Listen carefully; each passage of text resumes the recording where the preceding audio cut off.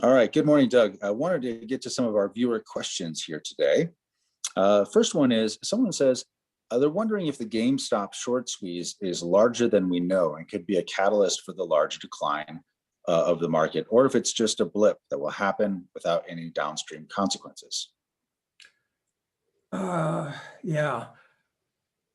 Well, it actually is kind of a blip because even when GameStop was taken to its peak at over $400 and the company had a $30 billion market cap, unfortunately, in today's world, $30 billion just ain't what it used to be.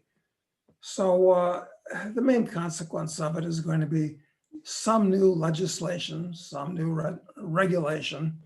But there are a lot of things like this. I mean, this is what happens when a lot of people that don't know anything about the markets and don't know anything about economics either get a windfall of money and are bored, locked up in their apartments with their iPhones. I mean, it seems like a kind of a normal thing. I'm just wondering what's next. So, but cosmic consequences, I can't see any.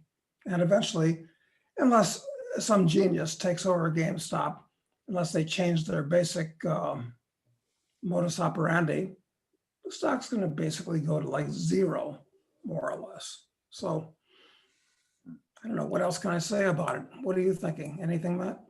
I just think that it seems like it's much more of a symptom of the problem than a new problem in and of itself. It just shows the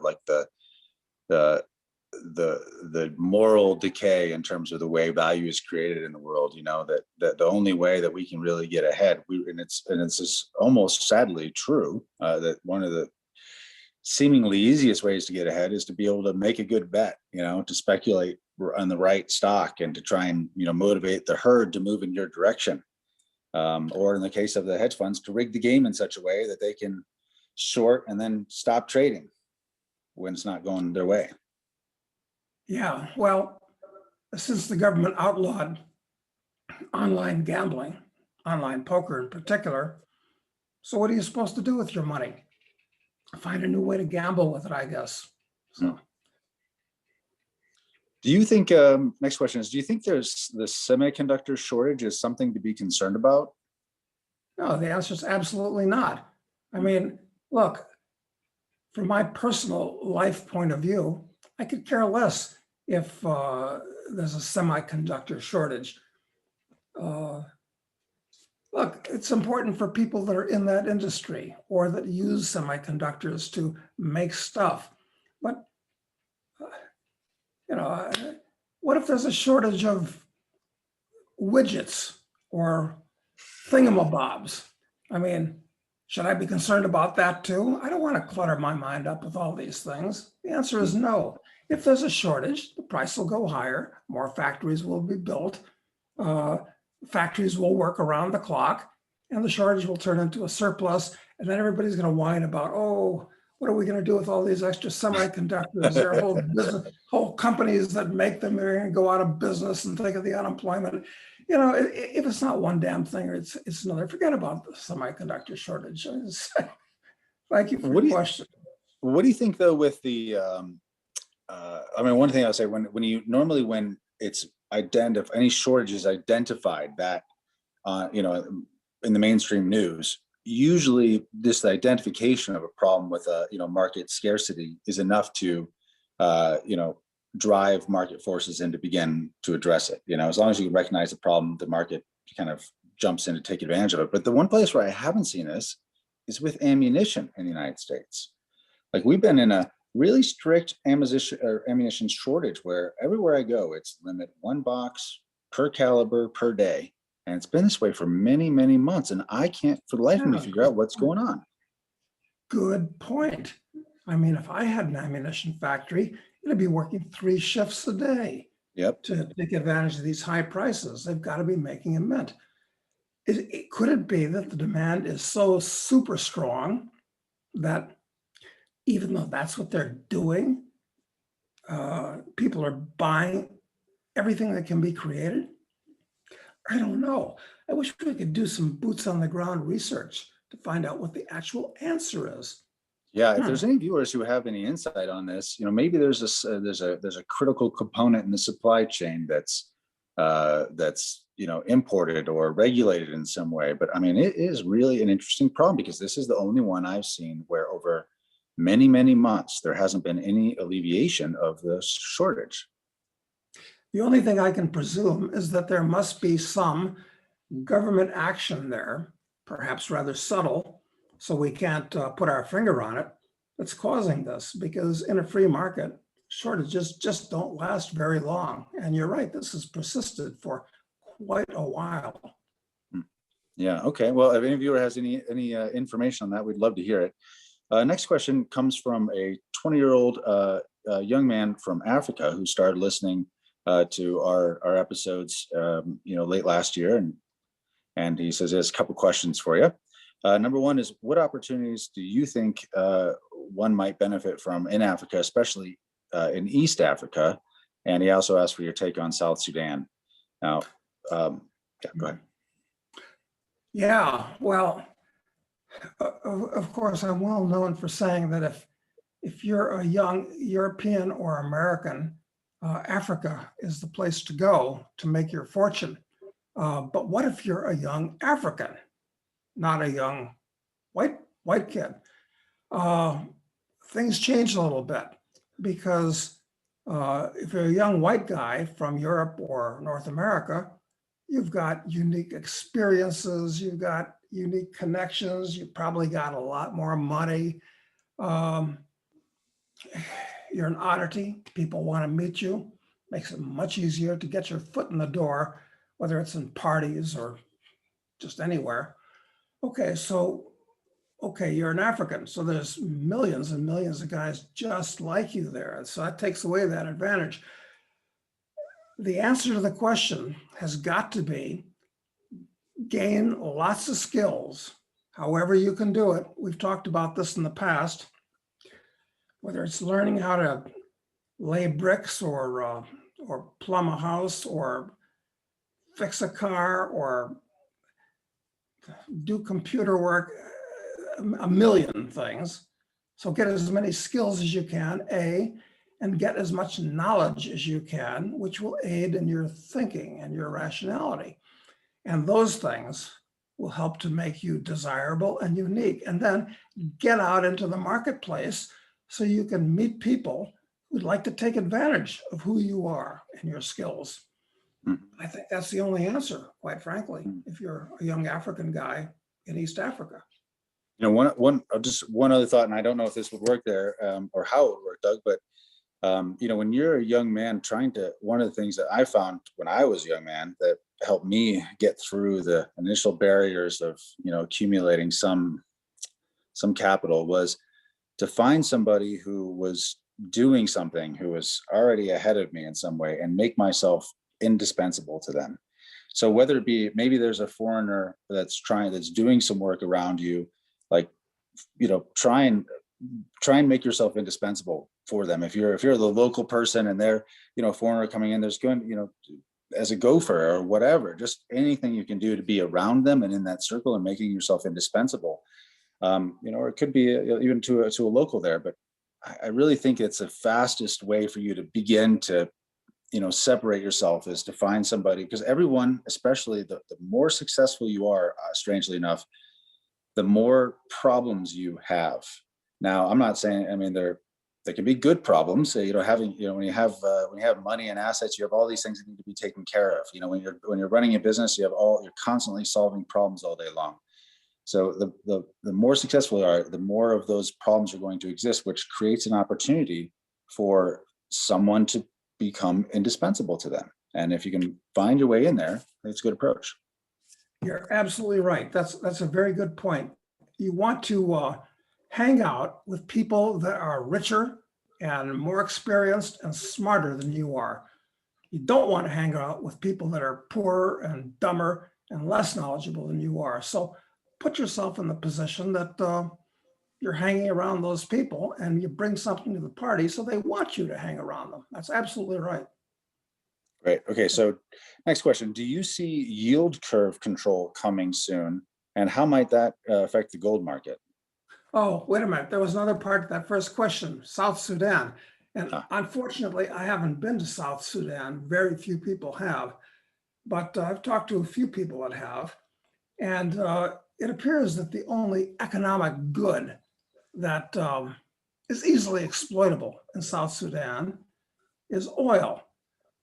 Well, that's going to be a problem because everybody thinks in terms of government. So, of course, the good thing about South Sudan is they broke off from Sudan itself because they're two totally different cultural entities. So they didn't belong together in the first place, which is true of just about every country in Africa. It's an artificial construct. In fact, every country in the Middle East and Central Asia, they're totally artificial constructs with different people with different cultures and languages and religions and God knows what that don't belong together in one political entity. And we've talked about this type of thing in the past. So my take on South Sudan is it may turn into the Venezuela of Africa. mm, There are other Venezuela lookalikes in Africa, or so it's a problem. mm. Okay. So do you, question about yield curve control. Do you see that coming soon? And how might the gold market react to it? Well, they're controlling the yield curve right now by whether they buy short-term securities or long-term securities. But here's the thing, when inflation moves from the financial markets into the retail consumer markets, in other words, when things start looking more like it was during the 70s, the financial markets start getting ugly, but retail prices go up the way security prices used to. Uh, I don't know what they're going to do about that at that point. Uh, Look, big trouble this way comes. Mm. And the central banks of the world, I think, are going to completely lose their ability to control the yield curve or interest rates once there's enough money in the system that prices just start exploding. So it's kind of an academic question, or will become academic in the near future. My answer Okay. to it is I wouldn't try to play the yield curve. I just make sure I didn't own any long-term bonds at this point. Okay. What's your take on Malta? Never been there. Have met people from Malta. What I know, or think I know, is that they have a economic citizenship program. It's a good passport because it's a member of the European Union. It's expensive though. It costs more than $1 million. I think it costs $2 million to become a Maltese citizen. And interestingly, to do with Malta, the Knights of Malta also issue their own passport, which is accepted in quite a few countries. But you have to be a rather religious Catholic in order to become a Knight of Malta. So Or the answer to the or question is, don't know much. and some really some weird European royalty, descendants of some strange European royalty. I've noticed running those Knights of Malta circles as well.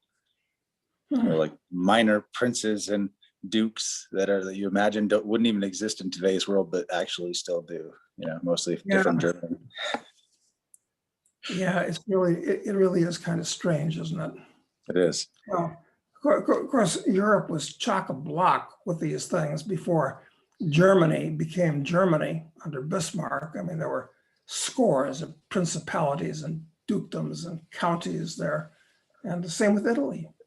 Mm. Scores of these things that were, of which there are still a few things left, like San Marino in Italy and Liechtenstein in the German-speaking world. But yeah, you're right. Actually, I don't know if I ever told you that, and I went to a Knights of Malta gathering once in Spain. It was very, very, very strange, very strange. But I imagine. What possibly could have drawn you there? I got an invite, and I felt like that was a point in my life where if I got an invite, I was going to go, just because who knows what would happen. And it was weird. It was basically in the mountains in Spain at a monastery, but they had a bunch of security around in the perimeter, like Secret Service type people, and there were heads of state from Africa there, and lots of European noble people, put it that way. So it was very interesting. That's fantastic. Now, generally speaking, when I'm invited to something that looks weird, I always go to it too. Like when I was in Paraguay many years ago, through a set of circumstances, which I may or may not have talked about here. Just a minute, I'm going to reach for something. Sure.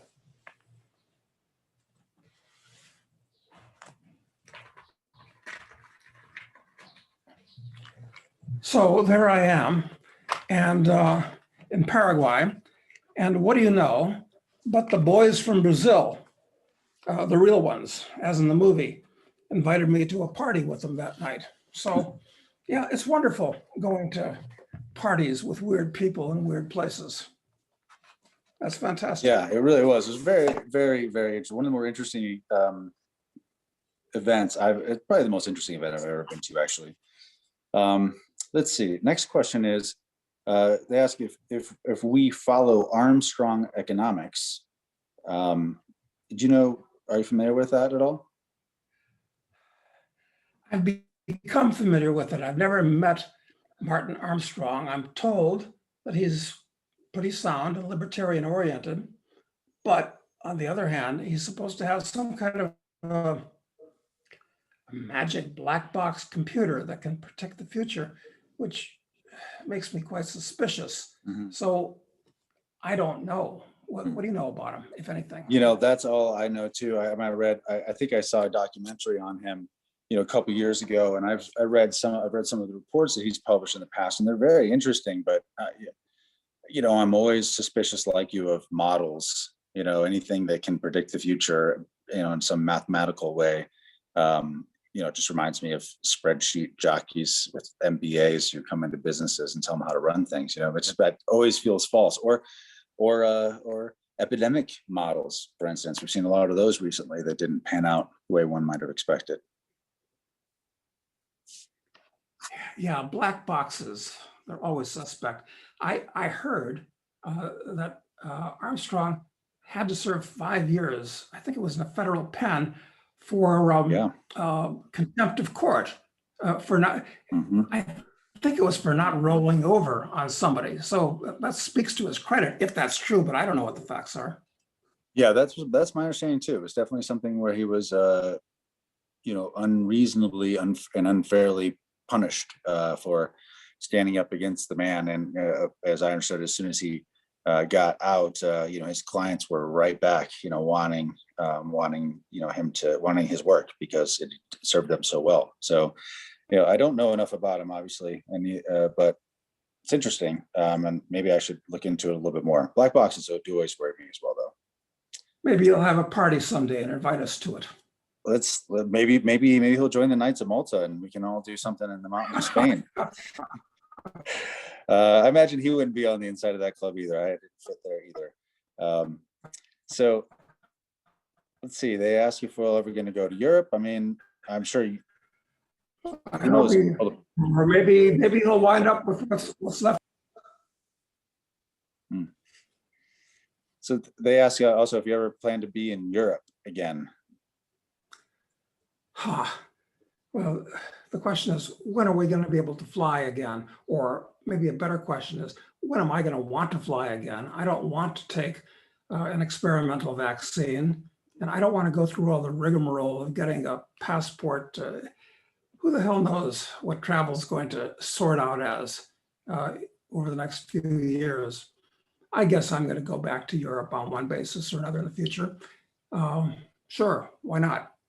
Yeah. But was that about Prague? Was that question also? Because you cut off, and did I hear the word Prague?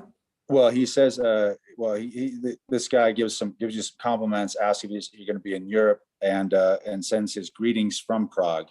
And he also says that he met you in Kafajate a few years back. His name is Radek. Okay. Well, love to see you again, Radek.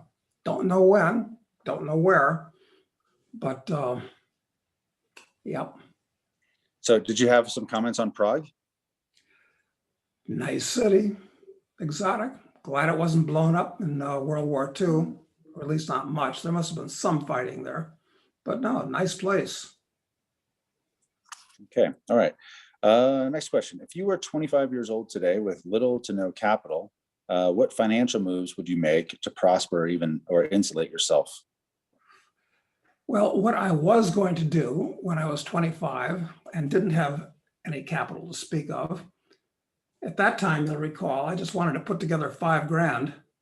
That was the number, incidentally, that I put my finger on, which is the equivalent of 25 or 30 grand today, in order to take off for a couple of years hitchhiking around the Southern Hemisphere, South America and Africa. Perhaps not as feasible a plan now as it would have been then. But I think the answer to the question is you've got to, as we were talking about with the chap from East Africa, you've got to educate yourself, gain skills, gain knowledge, and put yourself in a place where you can capitalize on them. Mm-hmm. I think that's the advice for everybody in their 20s, regardless of where you are in the world, to be honest. Okay. Next question is, have you ever been to Ethiopia? And if so, how was your experience? It's a blank spot on my map. But wait, we have three in a row, 3 for one episode? That's amazing. You know, I've got to hand it to Kolyaspori, having been to not only every country in the world, but a lot of places that aren't countries. Yeah. Well, Ethiopia is a big blank spot on my map. And as far as Africa is concerned, I'd like to spend some time in Nigeria. Just been through the airport there. That doesn't count. Angola, which I understand was one of the nicest places in Africa when it was still a Portuguese colony. And where else would I want to go in Africa that I haven't been to? It's important. Algeria. But the answer to the question is I haven't been to Ethiopia, but ever since they overthrew Haile Selassie, the emperor, the place, it seems to me, has been in turmoil with lots of wars with Eritrea and Somalia, border wars. And it used to be basically a Christian country, Coptic Christianity, a strange variety of Christianity. And it seems to me that it's likely to have more nasty dictatorships, sporadic outbreaks of free marketism when they reach the bottom of the barrel. But no opinions. Okay. Next question. Could the positive aspects of the American experiment, with the emphasis on individual rights, be reproduced and improved upon in the modern world? Yes, of course. It's very simple. They don't have to emulate the American Constitution. It's funny you talk about that. It's that after the US conquered Iraq, it might have been a good time to, they needed a constitution. So at the time, you might recall, the meme was floating around, hey, why don't we give them our constitution? We're not using it. Exactly. True. Yeah, so instead, the Americans helped the Iraqis make up a long, complicated constitution, which has nothing to do with maintaining rights of the individual. So the answer to the question is, look, government is force. Therefore, in a civilized society, you want to limit force as much as you possibly can. Mm-hmm. And the Constitution should talk about constraining the government, not what the government should do, but what the government shouldn't do.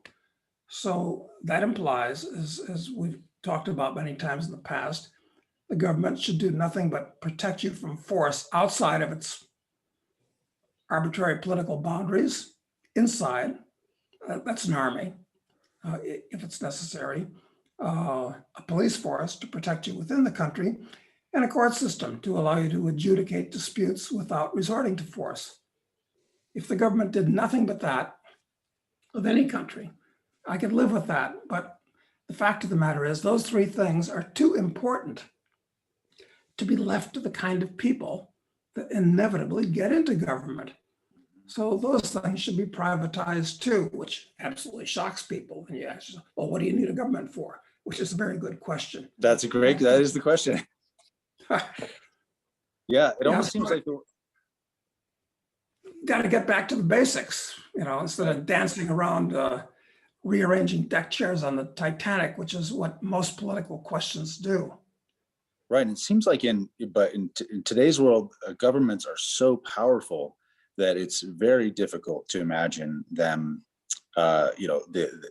this emphasis on individual rights to ever become the main thing until the governments become weak again, right? I mean, it's which is inevitable based upon the way that they're, collapsing economies. I mean, the way that they're destroying currency. So imagine there's going to be an opportunity as these countries, these nation states sort of commit a little hara-kiri on themselves almost, and for something that's more focused on individual rights to emerge, perhaps. At least that's my thought. Yes, I agree. You have to, at this point, you almost have to wait for a collapse, such as happened when the Soviet Union fell apart.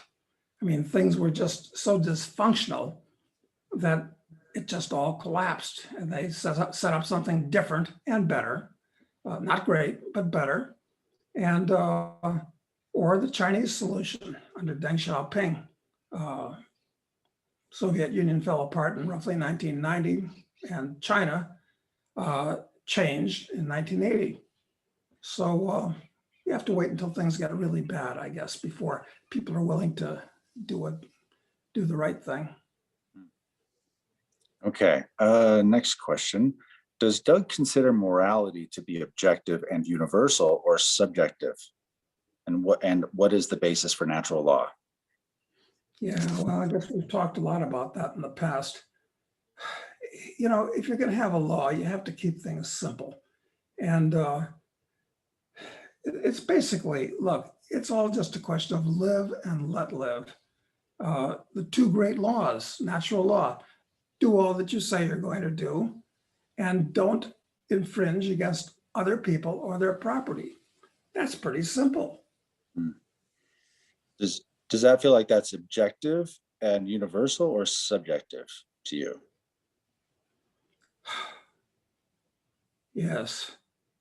Well, I think it's objective, frankly, because if somebody infringes upon your person or your property, you have to defend yourself.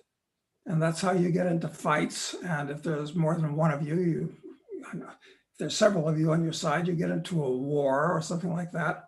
So just don't break those two great laws, and you'll more or less be okay. So I'd say that's objective, not just a figment of my imagination. I think that that's actually the way the world objectively works, not just the way I subjectively would like it to work or think it would work. Well, it seems to me that's the objective way that life can flourish, but it's not. But it seems like the alternative path is one of, where those with power exercise it. And you could say that's the way that certainly the governments often function, right? It's they have power, so they exercise it, and without necessarily any concern for trampling on the rights of other individuals or whatever. But so maybe if it's almost like has to be a basis for that to be objective. That basis, like if you believe that the flourishing of life is important, then those things definitely seem like natural law. If you think it's like domination of one party over another, that it's about being control and well, am I making sense at all?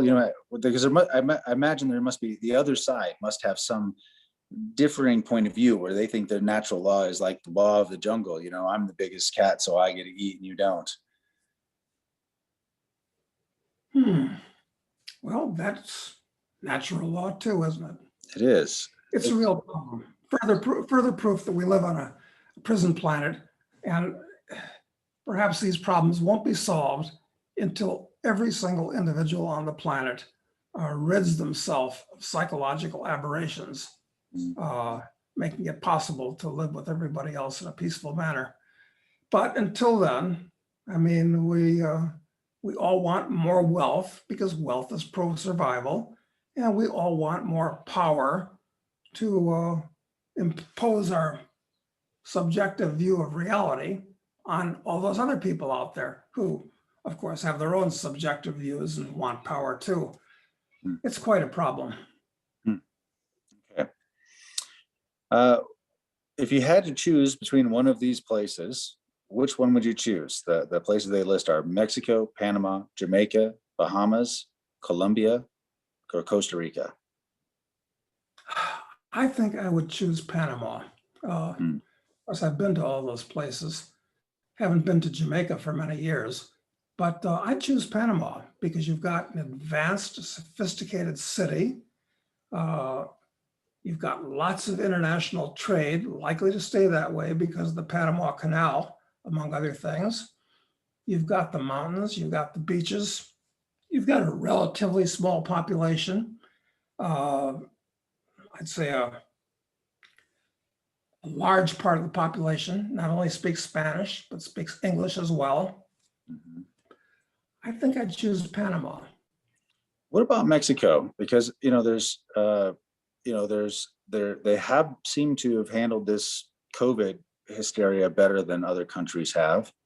I'm just, we haven't talked much about Mexico, but it lacks some of those sophistication benefits that you might get in Panama with the banking system and things like that. But lacks doesn't have the Panama Canal, but they produce lots of their own. It's a country of production at least. Yeah, yeah, it is. Trouble is it's such a big country. Mm. I mean, from the deserts in the north to the jungles in the south.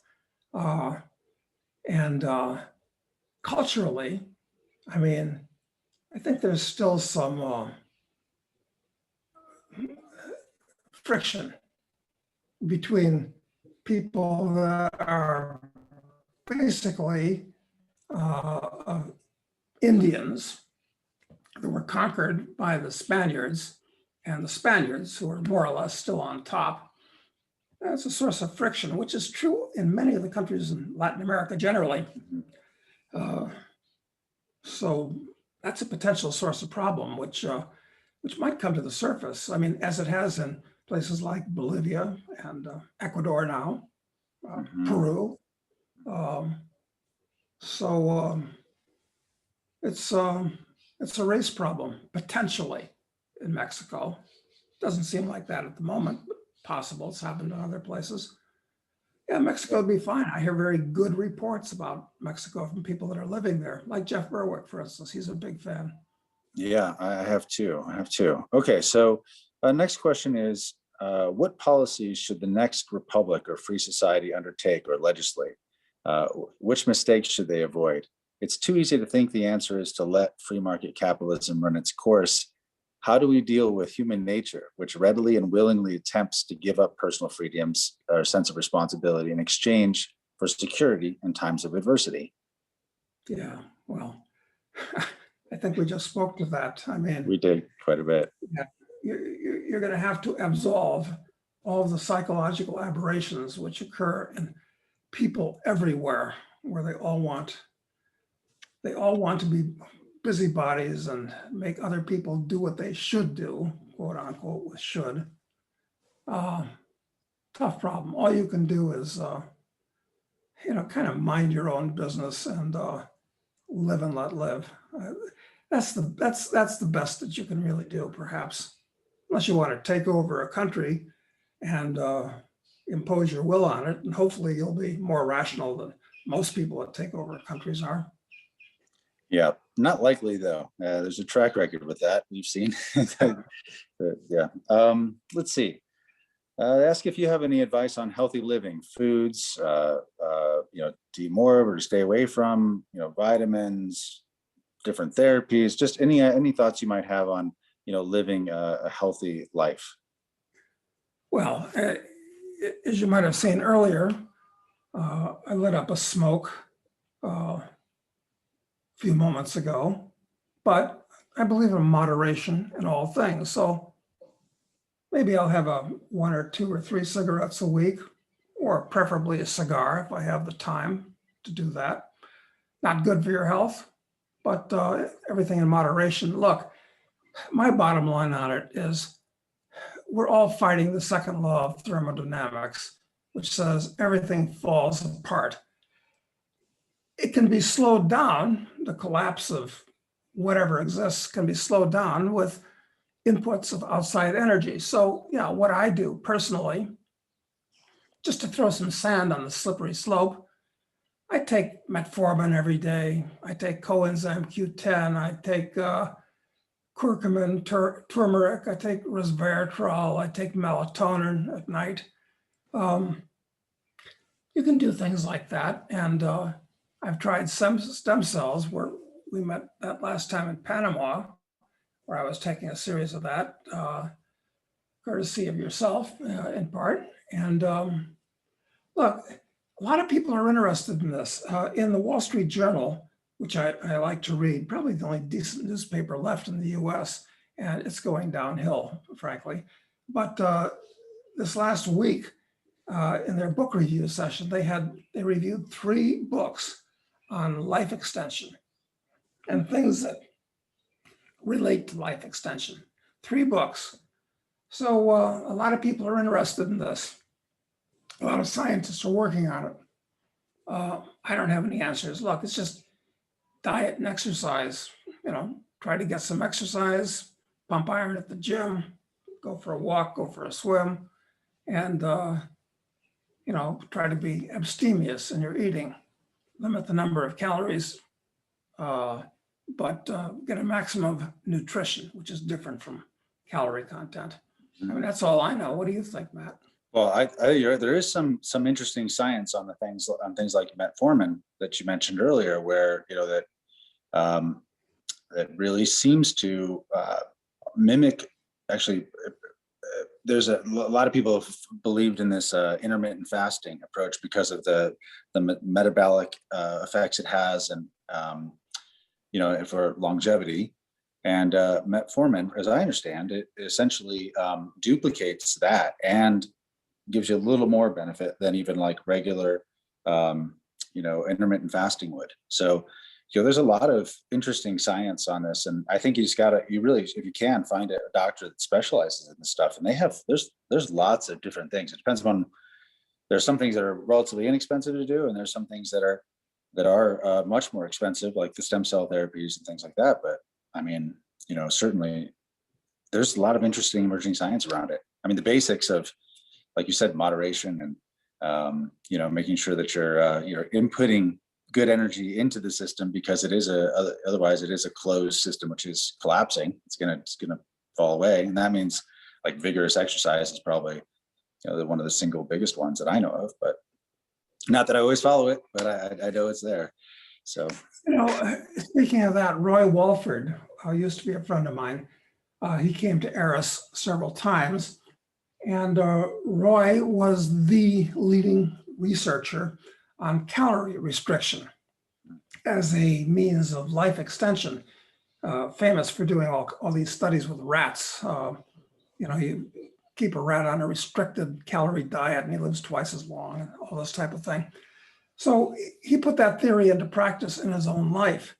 But interesting, the fickle finger of fate controls a lot of these things. So he was the doctor on the, what was that experiment called in the Arizona desert where they built a structure that would be like living on Mars, totally isolated from the outside world, with rebreathing your own air, reusing your own water, plants and fish and all this kind of stuff. What was that called? It was called Earthship. Yeah, Earthship, I think that might have been it. Yeah. Earthship 2 or something like that. Yeah. So anyway, what happens to Roy? He's the doctor on that. And he's doing everything that you could possibly do to stay young and as long as you could. And he catches some amoeba disease and he dies, Wow. because he was trying to find out more. So what Hmm. does that tell us about the meaning of life? I don't know, but just a little anecdote. Wow. Fickle finger of fate. I think that's right. Pretty much. All right. So next question. After all the wars, blood, sweat, and tears, what are Doug's thoughts on Iraq's long-term prospects, specifically the Kurdish self-governing region and the potential for breakup of that country? Well, Iraq is a totally artificial country, of course. It was put together by the Europeans after World War I, was part of the Ottoman Empire, and they got along reasonably well before it became a country with a government that everybody wants to fight for control of. So will it break up into a Shia zone, a Sunni zone, and a Kurdish zone? Well, I hope so as a first stage, but look, I'm just not optimistic about most places in the Middle East. Well, Most places, yeah. and the Turks have a big problem with that Kurdish zone too. So, that's one of the other, and they've got, one of the biggest, strongest militaries anywhere in the ballpark. And they kind of got it out for the Kurds, looks like. Yeah, everybody has it out for the Kurds because you've got Kurds in Iran and Kurds in Syria and of course Kurds in Iraq. And all of the local governments don't like the Kurds because the Kurds all want to be with other Kurds. So they're fighting a kind of a forefront war, the Kurds are. Okay. Let's see. Question for Doug. I wonder what the biggest lie Doug has ever told himself. And what he's actually saying, I'm trying to follow Jordan Peterson's advice and lie as little as possible. And that's quite easy, but I think it's actually harder to stay true to oneself. The biggest lies, are the biggest problem, of course, that we tell ourselves, and we're sometimes unaware of those, I guess. But what is the biggest lie that you've ever told yourself? Oh, God, I'm sure there are plenty of them, but you mentioned this thing to me before when we were talking off camera, and I can't put my finger on one. I'm sure there's plenty, but I'm having trouble putting my finger on one because although, as you know, I don't believe that we owe people in general the truth. I mean, the truth has value as a good. It's not a free good. So you're under no obligation to give it away for free, the truth, that is to say. On the other hand, when you tell a lie, you're denying reality. And that's not good. It's not good for your own psychology. So this is a question of wisdom and judgment. Yeah, the truth is good, but the truth isn't free. And, well, like I said, it's a question for judgment. But in general, I certainly agree with Peterson. Tell the truth whenever you can, especially to yourself, if you can figure that out, because we all tend to be self-delusional, I'm afraid. Yes, unfortunately, it's very easy to convince yourself of just about anything. Let's see. Does Doug think that our civilization is the only advanced one that has ever existed? Does he entertain the possibility that others existed long ago, with old myths and legends about Atlantis and great floods, etc.? Yeah. Well, where did this Atlantis myth get started? And of course, there's a similar myth arising from the Pacific called the continent of Mu. But I guess the story of Atlantis became popularized with Plato, who in his Republic talks about the Republic of Atlantis and so forth. And maybe he got that idea because 1,000 years before he was on the earth, the island of Thera blew up. And, one girl tells another, and God, it was great on Thera before the place blew to kingdom come. But I discount all these things tremendously because we actually do have science, which is being replaced by scientism thanks to the global warming people and the COVID people and so forth. But look, the last ice age, and during the Pleistocene, there were a number of ice ages. I'm not sure exactly how many, but quite a few. Ended about 12,000 BC, more or less. When the glaciers, when global warming took over, God forbid, and the glaciers withdrew. So, but there are a couple of sites in Turkey. One's called, Gobekli Tepe, I think. Yep.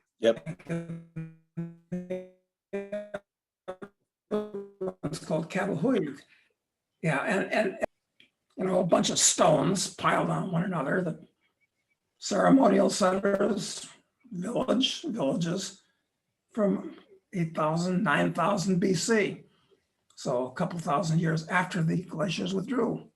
And as far as we know, there's nothing older than that. Before that, it was Neolithic. Well, those were Neolithic and Paleolithic. And then you go back further and, you know, when men evolved from monkeys 2 million years before that, and different types of monkeys that look like men, like the Neanderthals, the Denisovans, and God knows what others.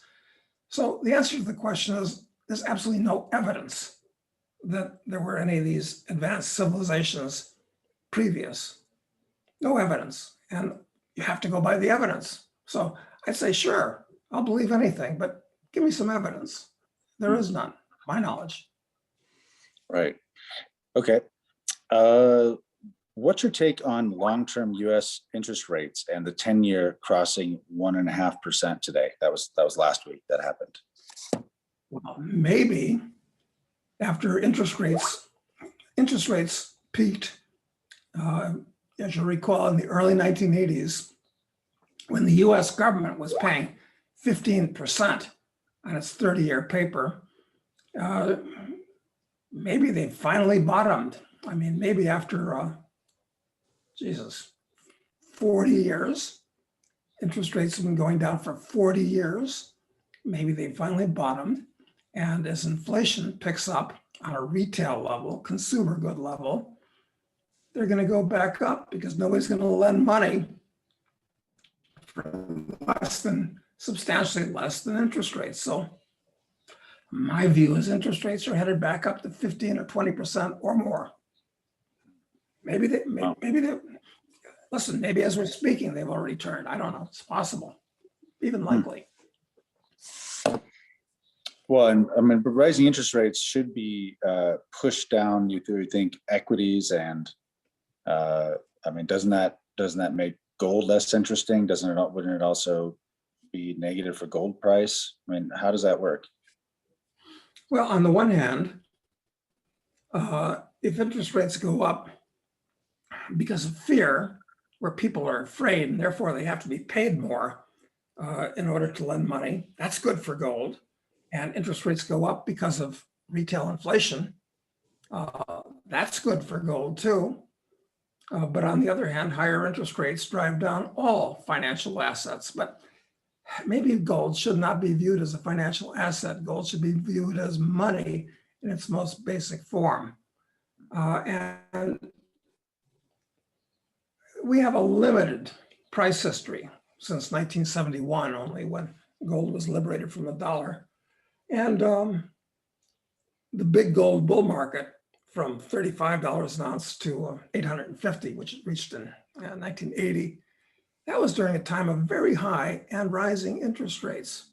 So we don't have enough history to really tell, but in theory, no, I'd say it shouldn't hurt gold. It'll help gold more than it hurts gold. Okay. A couple questions about real estate. Until the dollar is stabilized, which means redeemable in gold again. And that's going to be quite a while. So, you know, this is speculation. Okay. A couple other questions relating to real estate to wrap up here. One says, when the debt bubble pops, finally, would residential housing drop in price? Here in New Zealand, housing prices have gone sky high with no sign of slowing down. The second question related to this is someone from the UK says maybe after the crash, real estate will crash everywhere, and it may be a good time to buy a small property somewhere in Europe to live for myself as a resident and or rent out when I'm not in the country. Bottom line is people anticipating a crash of some kind, and will it be a time to buy real estate then? Yeah, well, real estate certainly is something that depends on the level of interest rates, because in the West today, almost everybody buys a house with a mortgage. In fact, most people can't dream of buying a house without a mortgage. Mm-hmm. And how affordable that is a function of, well, two things really. One is interest rates, which I think are headed up from this point, not good for real estate. And two is real estate taxes. Since all the local governments seem to be bankrupt, they're likely headed up too. So I'm kind of bearish on real estate. On the other hand, and it's always, I hate to be on the one hand, on the other hand, but on the other hand, it's a real asset.